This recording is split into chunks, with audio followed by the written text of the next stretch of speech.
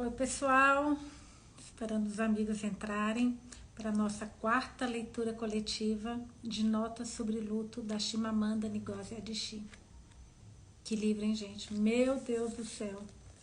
O pessoal tá entrando. Ai, que delícia! Olá, olá. Ai, que gostoso. Gente, que perrengue. Eu tava na praia, eu resolvi fazer a live para ler o livro lá.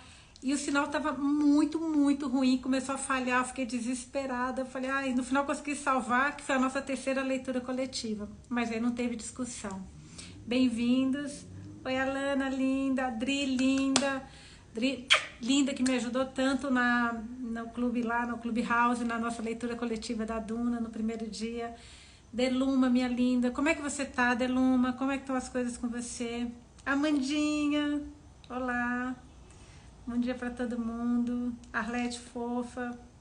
Tamo juntas, Arlete. Arlete não falou hoje no Clubhouse. Na próxima vez eu vou colocar ela, brinquei de mediadora para ela falar também. Só colocar aqui o timer, senão eu me perco um pouquinho. Pera aí, gente. Deixa eu só colocar aqui, senão eu vou me perder na leitura. Só um minuto. Achar que onde está os 15 minutos. Achei. Tudo bem? Então, olha só. Como vocês sabem, todo dia a gente lê 15 minutos do livro Notas sobre Luto da Chimamanda e depois nós discutimos 15 minutos. Nesse livro, a Chimamanda nos traz o que aconteceu com ela, o luto, como é que foi essa situação, o que ela passou. Hoje eu não vou desativar os comentários, de forma geral eu desativo. Oi, Eli, que delícia que ela conseguiu chegar a tempo. Hoje eu não vou desativar, eu vou deixar aberto, porque caso vocês tenham alguma coisa no livro que chame atenção, que vocês querem falar, vocês podem escrever aqui. Eu provavelmente não vou conseguir responder, porque eu vou estar focada na leitura, tá bom? Mas aí qualquer coisa, se vocês quiserem trocar ideias, e depois eu terminando a leitura, eu foco na gente. Então, 15 minutos de leitura, depois 15 minutos de discussão, tá? Vou colocar meu óculos, sem óculos eu não enxergo nada. Vanessa, que leitura maravilhosa, linda. Eu tô tão feliz com o feedback de vocês que eu já estou pensando qual o próximo livro que eu quero ler para vocês aqui. A louca, né, gente? Eu tô lendo Corte de Chamas Prateadas, agora tá me dando um branco no nome. Notas sobre Luto. Tô lendo um livro no Kindle. Tô lendo Duna com vocês e já estou pensando qual que é o livro que eu vou, terminando Notas sobre Luto, que eu vou ler com vocês. Vai ser muito legal. Então, olha só, vamos lá. 15 minutos de leitura. Vou deixar aqui o comentário aberto, ativado, se vocês quiserem falar alguma coisa. Não pensa que eu estou ignorando vocês, mas porque vou ler, tá bom? Então, vamos lá. Da última vez eu terminei o capítulo 16 e ia começar no 17. Então, ligar o cronômetro 15 minutos para que vocês... Eu sei que vocês guardam esse momento pra gente, pra nossa leitura, então não vou atrasar vocês. Vamos lá. Capítulo 17. Minha melhor amiga, o Ju, me conta como meu pai se virou para ela no final do meu discurso em Harvard Class Day, em 2018, e com a voz mais potente ainda, devido ao fato de estar cochichando, falou: "Olhe, estão todos se levantando para ela." Isso me faz chorar. Parte da tirania do luto é que ele impede as pessoas de recordar as coisas importantes. O orgulho que ele sentia de mim é importante mais do que de qualquer outra pessoa. Ele lia tudo que eu escrevia e seus comentários iam de: "Isso não está nem um pouco coerente" a "Você se superou." Sempre que eu viajava para dar alguma palestra, mandava meu itinerário para ele, que enviava mensagens de texto para acompanhar o meu progresso. "Você deve estar quase subindo no palco", escrevia. "Vá lá e brilhe. Homem if o que o." Uma vez eu estava indo para a Dinamarca e depois de me desejar boa viagem, ele emendou do seu jeito direto: "E quando chegar na Dinamarca, procure a casa de Hamlet." Capítulo 18. "Você deveria se casar logo com seu pai", dizia com frequência minha prima hoje, com uma exasperação brincalhona. Talvez porque uma das coisas que eu mais gostava de fazer no mundo era simplesmente passar tempo com meu pai. Nossa, gente, eu já escutei tanto isso. Minha mãe falando, todo mundo. Nossa, que dor. Ficar sentada com ele falando sobre o passado era como recuperar um glorioso tesouro que sempre fora meu. Ele me presenteou com minha ancestralidade por meio de histórias muito bem construídas. Eu não apenas o adorava daquele jeito clássico, que as filhas têm de adorar o pai, mas também gostava muito dele. Eu gosto dele. Gosto da sua graça, da sua sabedoria, da sua simplicidade e de como ele era absolutamente impossível de impressionar. Gostava da sua fé luminosa e moderada, forte, porém vivida com leveza. Se alguém quisesse que meu pai passasse o final de semana em algum lugar, era preciso achar a igreja católica mais próxima. Nossa, meu Deus, parece que meu pai.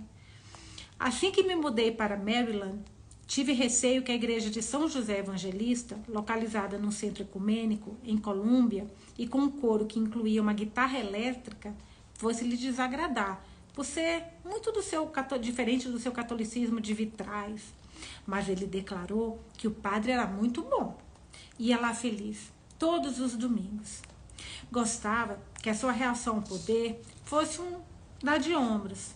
Ele venerava a integridade.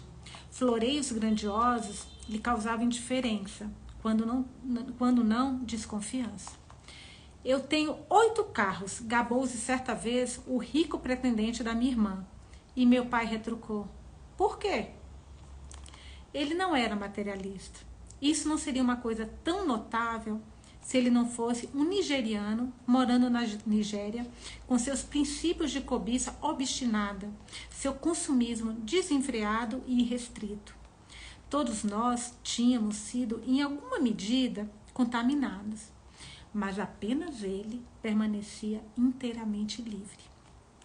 Eu gostava do seu senso de dever. Sua natureza tinha algo de adaptável. Ele era um espírito capaz de expandir. Absorvia más notícias, negociava, fazia concessões, tomava decisões, ditava regras, mantinha parentes unidos. Muito disso era o resultado de ter sido primogênito de uma família Igbo. Gente, eu não sei se eu estou falando certo, se eu não tiver me falem, tá? E feito jus ao seu emaranhado de expectativas e ditames.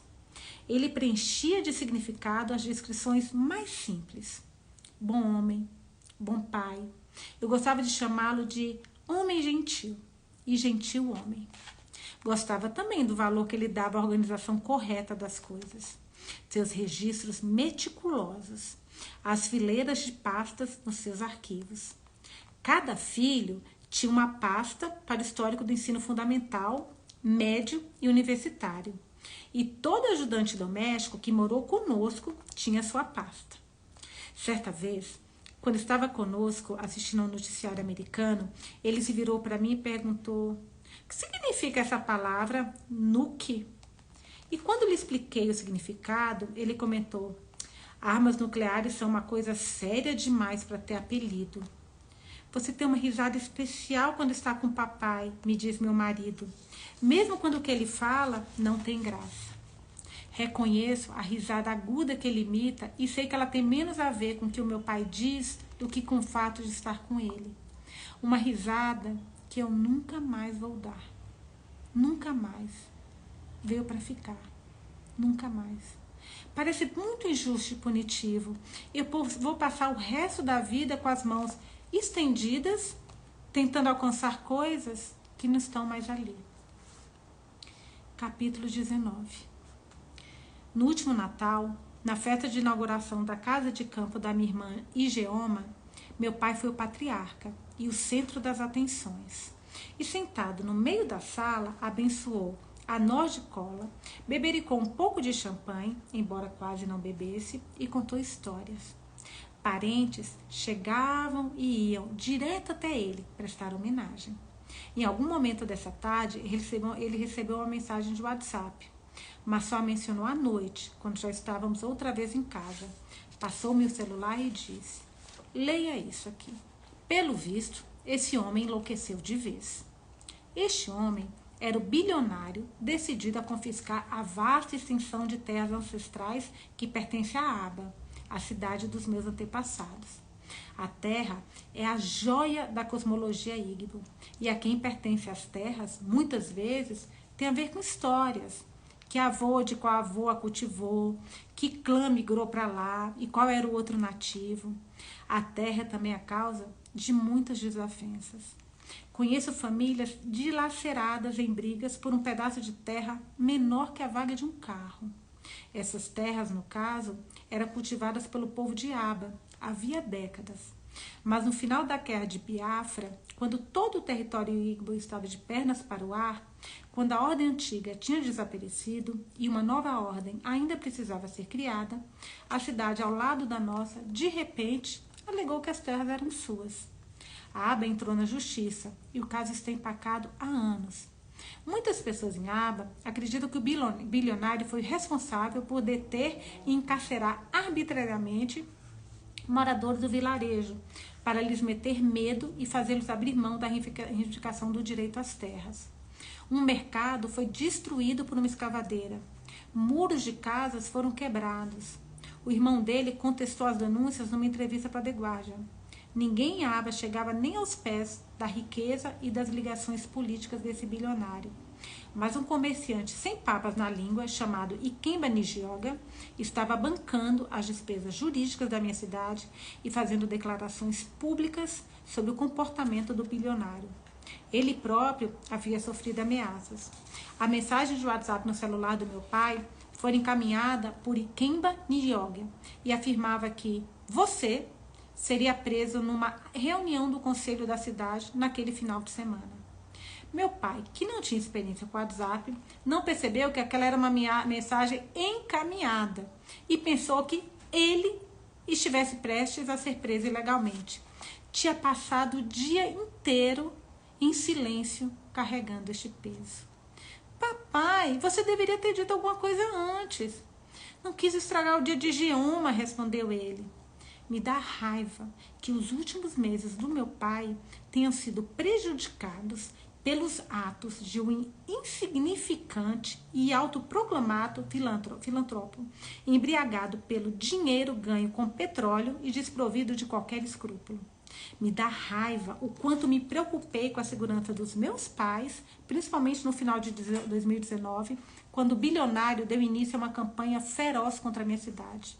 Isso é errado, disse meu pai muitas vezes com arrepio moral, como se fosse inconcebível um nigeriano rico agir daquele jeito.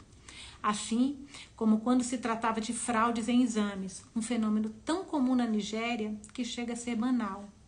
Cada ocorrência da qual meu pai ouviu falar lhe causava a mesma consternação. Ele tinha uma espécie de ingenuidade, de inocência dos justos. Quando meus irmãos e eu lhe fizemos uma surpresa no seu aniversário de 80 anos e chegamos no apartamento dos nossos pais em Nizuga, vindo dos Estados Unidos e do Reino Unido, ele não parava de olhar estarrecido para minha mãe por ela ter sido capaz de mentir para ele. Mas você disse que os amigos iam ouvir, não que as crianças viriam. Não, papai, ela não podia dizer. Surpresa, é isso. Capítulo 20. Essas lembranças dela são doloridas, né? Nossa. A mamãe está triste porque o vovô morreu, disse minha filha de 4 anos para a prima. Morreu? Ela conhece a palavra morreu. Pega lenços de papel numa caixa e os entrega a mim. Sua prontidão emocional me comove, me surpreende e me impressiona. Alguns dias mais tarde ela pergunta: quando o vovô vai acordar? Eu choro. Eu não consigo parar de chorar. E desejo que a sua compreensão do mundo fosse real, que o luto não significasse a total impossibilidade de volta. Um dia de manhã, estou assistindo a um vídeo do meu pai no celular e minha filha olha para minha tela, então cobre meus olhos depressa com a mão. Não quero que você veja o vídeo do vovô porque não quero que você chore, diz. Ela tem a vigilância de um falcão para detectar as minhas lágrimas. Ai, gente, estou emocionada ali nessa parte. Você sempre vai se lembrar de como o vovô a chamava? Perguntou a ela. Sim, mamãe. Exigbo Niwa, diz ela. Boa filha. Tradução que se torna ainda mais inadequada pelo fato de ser literal. Eu lhe contarei o quanto ela o encantava. Sua 8ª neta. Como ele gostava do fato de ela estar sendo criada bilíngue. Como meu marido e eu brincávamos que o vovô iria nos punir se nós a chateássemos. Umas cenas dos primeiros meses da minha filha, meu pai subindo a escada às carreiras, enquanto minha filha se esgoelava de chorar no térreo sob os cuidados da minha mãe. Ele foi despachado a escada acima para pegar a chupeta. Mas como não se lembra da palavra, começa a fazer gestos urgentes, apontando para a própria boca e me diz: rolha de boca. Meses mais tarde, o desfraude da minha filha já superou o marco do xixi e ela agora foi convencida a sentar no pinico e fazer mais do que xixi diante de uma plateia embevecida, formada por familiares, e meu pai entra na sala e pergunta suavemente: algum de vocês iria fazer xixi com tanta gente assim assistindo? Capítulo 21. Os ditames culturais do Igbo, essa passagem imediata da dor para o planejamento. Outro dia mesmo, meu pai estava na nossa videochamada do Zoom. E nessa chamada do Zoom de agora, nós precisamos planejar. Planejar significa aplacar os egos da igreja e dos grupos tradicionais e conseguir que uma data de enterro seja aprovada. O que não pode acontecer durante o festival do Inhame Novo, nem em nenhuma outra cerimônia comunitária. E precisa ser numa sexta-feira, porque o padre da paróquia só enterra os idosos às sextas. Mas o mais importante de tudo é a liberação. Em inglês, essa palavra é usada com grande frequência. Liberação. A liberação prova a profundidade, a força do elemento comunitário na comunidade cultura Igbo. Liberar significa que é preciso saldar qualquer dívida com a classe etária, com o sindicato da cidade, com o vilarejo, com o clã, com a Umuna. Caso contrário, o funeral sofrerá um boicote. Para a maioria dos Igbo, pelo menos os da geração do meu pai, não ter um funeral adequado é quase um temor existencial. É comum ouvir histórias de famílias enlutadas, indignadas com a manipulação de grupos no vilarejo pedindo dinheiro, sua única chance de exercer um pequeno poder.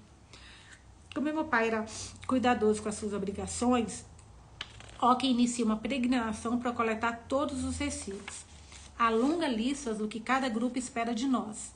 As classes etárias, a almohada, a associação tradicional, os grupos católicos, o telho dos chefes, os membros de vigilância que protegem nossa cidade.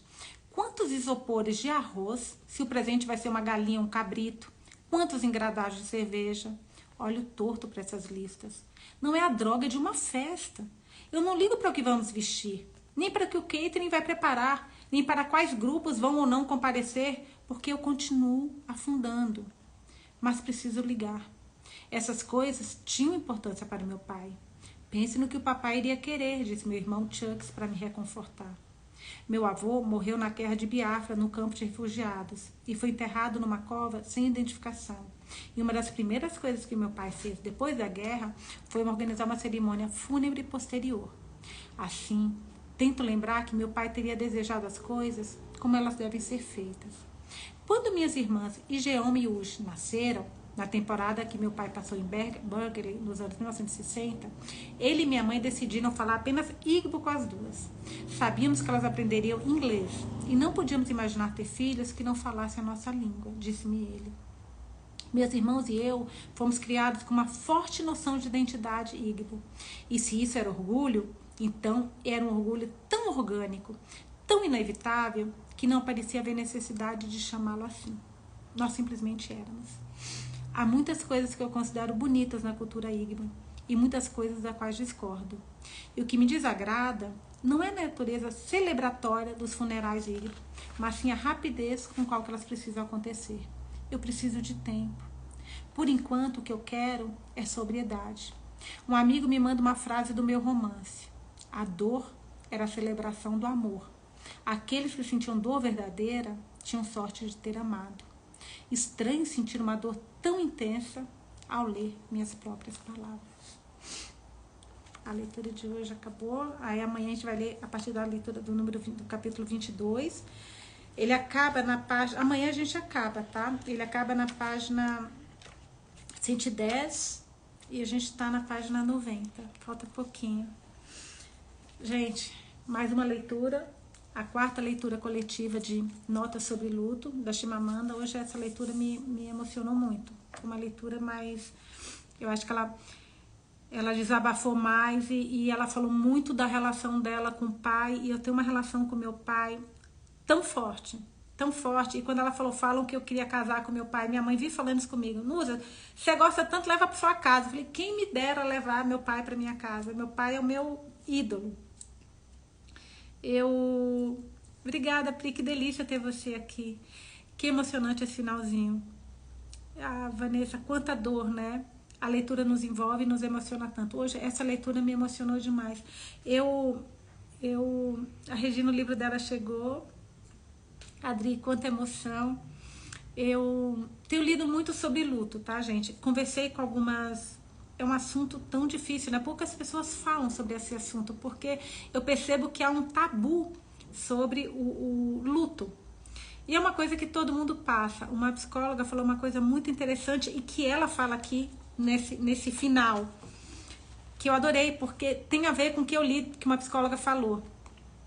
A dor era a celebração do amor. Aqueles que sentiam dor verdadeira tinham sorte de ter amado. E é isso que falam. Se você não quer sentir dor, é muito simples. Não ame. Se você amar, em algum momento você vai perder, faz parte. E a dor vem. Eu estava conversando com uma psicóloga e ela falando sobre o luto. Algumas coisas muito curiosas. Eu vou até pegar aqui que eu anotei, até para falar com você sobre isso. Que o luto, ele é uma montanha-russa no escuro. Olha que curioso isso. Por que montanha-russa no escuro? Isso foi uma palavra que uma paciente dela contou para ela, tá? A Ritoca, que lindo, dá para ver o porquê desse amor. Ela fala coisas interessantes sobre a cultura. Isso é muito interessante, muito interessante. E o que é a montanha-russa? Você às vezes tá bem, você tá lá em cima, sabe? Bem. E pros seus amigos você fala assim, nossa, ela tá melhor. Ou ele está melhor. E de repente, gente, vem um cheiro, uma palavra, algo que te faz lembrar aquela pessoa que você perdeu. E aí você entra numa descida vertiginosa, como se você estivesse literalmente naquela montanha-russa, como ela falou, uma montanha-russa no escuro, que você não sabe. E aí as pessoas pensam, né? Pô, mas ela estava tão bem, o que aconteceu? Algo aconteceu, algo a lembrou. Eu estava conversando esse final de semana com uma amiga minha. Aliás, a Adri falou uma coisa muito interessante. Lembrei muito quando ela falou da risada, que nunca mais seria a mesma. Eu ria muito com meu pai, fazia muita graça. Ele me chamava de risadinha, senti saudade. E é isso. Por exemplo, isso que a Adri falou agora, já veio, aí vem a dor. Porque algo lembrou o que aconteceu, algo lembrou do pai e vem a dor.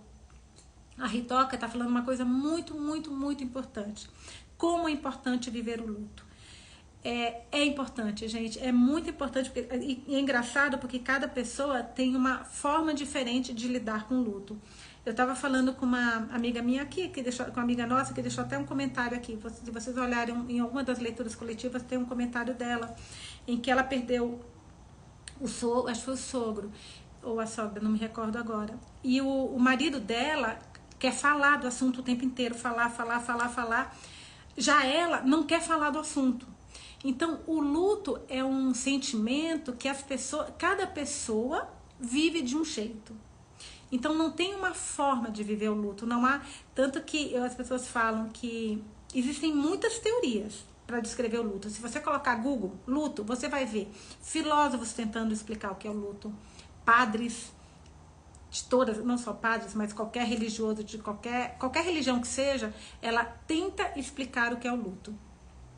Psicólogos, psiquiatras, assim, o que mais tem são pessoas doutoras para falar do luto. Mas, na prática, a teoria não funciona. É muito diferente. Então, não existe uma teoria que consiga explicar o luto. Ali tá falando aqui em casa, ao contrário, meu marido nem usa a rede social para não lembrar da irmã. Então, cada pessoa tem uma forma de de viver o luto. A Rita, minha irmã perdeu um filho com 12 anos. Após 20 anos, agora ela consegue falar. Isso também, Rita, que você está falando, é muito interessante porque cada pessoa tem o seu tempo para viver o luto. Teve uma garota, a Rita está falando, temos que respeitar, cada um tem sua forma de viver o luto, exatamente. Teve uma garota que ela perdeu o filho com 7 dias. E ok, no outro dia ela foi trabalhar, vida que segue. E foi. Casou de novo, como eu falei com vocês, vida que segue. 10 anos depois, ela com um novo marido, vivendo uma nova relação, tudo diferente na vida dela, ela acordou como se estivesse tendo um infarto, com o coração batendo acelerado, sem sentir o corpo, uma sensação de morte iminente. Foi uma sensação que ela descreve horrorosa. O marido a levou correndo para o hospital, chegou lá, ela não tinha nada e ela falou, o luto bateu na minha porta. 10 anos depois o luto bateu na minha porta e eu tive que viver esse luto. Então, às vezes a pessoa não vive o luto naquele momento. Ela pode viver o luto depois de muito, muito tempo. Então, de novo, cada pessoa tem um tempo para viver. A Chimamanda aqui nos mostra muito sobre isso, sobre como é viver o luto. A Adri está falando, tive que reprimir o choro e o luto porque faltava um mês para minha filha nascer. E depois misturei com pós-parto. Demorei para chorar e vivenciar meu luto. Exatamente o que a Adri está falando. Cada pessoa tem o seu tempo para viver o luto. E a Adri, hoje me emocionei com essa leitura. A Laí Pausini falou que aí caiu a ficha daquela mãe que eu comentei com vocês, que ela perdeu exatamente. Aí caiu a ficha. Gente, a Rainha Vitória é um exemplo típico de uma pessoa que ela não soube lidar com o luto, e ela, aliás, desculpa, perdão, não é que ela não soube lidar com o luto, ela não conseguiu sair do luto.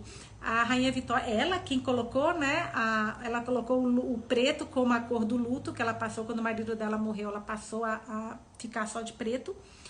Ela simplesmente, ela não aceitava a morte. O modo dela viver o luto foi não vivendo o luto. Então, colocava-se o prato do marido na mesa, o lado da cama dele estava ali, as roupas eram dobradas. Ela viveu o resto da vida como se ele estivesse vivo. Parece loucura? Funcionou para ela. Não, porque cada pessoa tem uma forma. Pode ser que em algum momento ela tenha caído a ficha, sabe? A Maristela, eu perdi minha mãe faz 9 meses. Agora que está caindo a ficha. É uma dor danada, mas temos que seguir. A Pri está falando, nenhuma teoria é capaz de explicar o luto. Penso que devemos dar sentido ao luto. Exatamente. Isso, a gente vive a prática, cada um tem a sua prática do luto. Isso é muito importante, muito importante. Aqui a Maristela está falando, é uma dor danada. E é muito louco, porque assim, gente, o luto, ele é uma coisa que a gente não sabe viver com dor, né? Eu não sei vocês, mas a maioria das pessoas tá com dor de cabeça, toma remédio. Meu marido brinca que eu sou uma hipocondríaca. Eu não sinto dor. Eu tô com dor, já pego remédio. Meu pé, tô com calo, vamos lá passar remédio. Isso é a maioria das pessoas. A gente não sabe viver com a dor. Vê uma dorzinha, você já toma um remédio. O luto não tem remédio. O luto é uma dor devastadora que você tem que viver até o limite, até que você consiga, até que a dor acabe e fica a saudade. Mas a gente não está acostumada com essa dor, a gente não sabe lidar com essa dor. Uma prima, a Claudiana está me contando, uma prima minha perdeu a filha de 16 anos no fim do ano passado. Até hoje eu não consigo ligar para ela, não sei o que dizer. Isso é uma outra coisa muito importante do luto. Quem está próximo, o que deve fazer, o que deve falar. E como eu falei com vocês, eu conversei com vários psicólogos, com várias pessoas, eu tentei muito aprofundar no tema. Não tem uma regra, tá, gente? Não, como eu falei com vocês, o luto não tem regra. Mas a empatia é muito importante. Às vezes, o que a pessoa quer é só alguém que a escute. E ela vai falar. Então, assim, o que você precisa é de uma caixinha de lenço de papel, como a própria Chimamanda nos contou, que a prima foi o que emocionou. A prima da filha dela, né, uma outra criança, trouxe um lenço de papel e entregou para ela. Porque o que você quer, você que está no luto, é que te escutem. é que ter uma empatia do outro lado, é que alguém a veja e a escute. A Deluma tá falando, eu ia todos os fins de semana na casa da minha mãe. Depois que ela faleceu, eu não consigo mais ir lá. Parece que ela vai entrar pela porta a qualquer momento. Exatamente isso. A Laí Pausini tá falando, é por isso que quando perdemos, queremos dormir, para não sentir a dor. Tentamos fugir de todas as formas do luto. Exatamente. É muito difícil, porque o luto é uma dor devastadora. É uma dor que não há comparação. Teve uma psicóloga que falou que você tem várias identidades dentro de você. O olhar do outro para você é uma identidade que te traz uma identidade no mundo. Então, o seu pai, marido, filho, seja o que for, ele te olha de uma forma que te dá uma identidade no mundo. Você não ter mais aquele olhar para você te deixa sem chão, te deixa sem identidade. Então, você tem que se reconectar, você tem que se redescobrir. Isso é um processo demorado, é um processo longo. A Elina, minha avó, até o cheiro dela eu sentia na casa. É exatamente isso. É exatamente isso. Gente, deu meia hora. Como eu falei com vocês, eu sempre tento deixar 30 minutos, porque eu quero que vocês deixem essa meia hora pra gente. 15 minutos de leitura, 15 minutos de discussão. Depois a gente vai ter uma outra discussão, quando acabar o livro, provavelmente amanhã, a gente vai ter uma discussão maior, tá? Só ler aqui o que a Kátia tá falando. Perdi um sobrinho de 21 anos em um acidente de automóvel, tem mais de 10 anos. E até hoje a lembrança dele é muito viva. A montanha-russa está sempre presente. É uma montanha-russa no escuro. Você sobe e você desce, você sobe e você desce, e você nunca sabe. A massa, ninguém está preparado para vivenciar o luto. Ninguém. Ninguém. Isso todos os psicólogos falam. Não adianta você pensar, vou me preparar, ou porque a pessoa está no hospital, doente, ou porque você teve a notícia que a pessoa vai viver tanto tempo, aí você tenta se despedir, você tem aquele tempo para falar, mas quando a pessoa se for, o luto vai ser devastador, como se você não tivesse despedido. Não tem jeito. É uma dor que você tem que viver de forma plena, do seu jeito. Seja chorando, seja se afastando, seja como a Amanda, ficando com raiva, não querendo falar, não interessa. Com lembranças, mas você tem que viver aquele período. É muito importante você viver de forma completa aquilo. Porque senão ele vai, como aquela menina aquela garota que perdeu o bebê, ele vai bater na sua porta em algum momento. Gente, é isso. Amanhã nós voltamos. Eu vou colocar depois aqui o cronômetro para amanhã, às 7 horas. Provavelmente amanhã a gente acaba essa leitura. Eu tô amando. Eu queria só falar isso com vocês antes de finalizar. Que eu estou amando essa leitura com vocês. Eu já li muitos livros para uma pessoa que lê desde os 5 anos de idade. Eu já li, que eu não lembro mais nem o número de livros que eu já li na vida. Mas eu não me lembro de uma leitura tão especial como essa que eu tô fazendo com vocês. Sério, eu tô assim, encantada. Eu queria agradecer vocês que me escutam, que estão aqui comigo, que me dão feedbacks muito linda. Eu recebo cada mensagem tão linda, tão linda. Eu falei esse final de semana com meu marido, eu falei, olha, eu vou ler, mas assim, eu acho que me incomoda, eu acho que eu não vou ter uma voz legal, só que as pessoas não vão gostar. E vocês estão me dando cada feedback tão positivo que eu acho que eu vou querer ler agora todo dia pra vocês. Brincadeira, mas eu tô amando. Obrigada pelo carinho, obrigada por estarem aqui comigo, vocês são incríveis. Amanhã a gente tá aqui de novo às 7 horas, tá bom? Um beijo pra vocês e até amanhã. Aí eu vou salvar essa live, tá? Pra quem não leu, não assistiu, pra quem não conseguiu acompanhar, vê depois. Beijo, gente.